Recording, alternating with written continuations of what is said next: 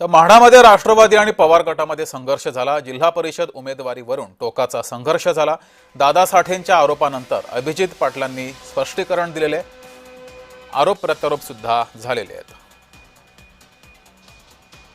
आमचे या गावातले जे सहकारी आदरणीय राजाभाऊ चौरेंना काय काय नेमकं झालंय, कारण भाऊ तिथं असल्याचं आम्हाला त्या ठिकाणी समजलं। भाऊ म्हणले हे सगळ्या गोष्टी चर्चा झाली, मग आम्ही भाऊंना सकारात्मक वाटतंय ना आमदारांना पाहिजे, आता त्यांना येणाऱ्या निवडणुकीमध्ये 9 त्या घ्याव्यात, 9 आम्हाला द्याव्या किंवा 8-9 काय असेल ते आपण शेअरिंग सीटाचं करूया, आमची तयारी आहे।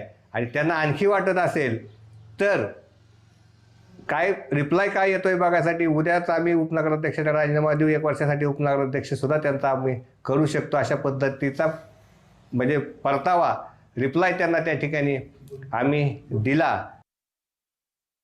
गाव गटामध्ये जर आपण दावा करत असू तर त्या ठिकाणी पुढे मागे सरकण्याची भूमिका घेतली पाहिजे। जर एखादी गोष्ट आपल्याला पाहिजे तर एखादी गोष्ट देता पण आली पाहिजे, आणि मग त्याचं कारण नसताना राजकारण करणं हे काही योग्य नाही। याच्यातली भूमिका आमची जी होती की त्या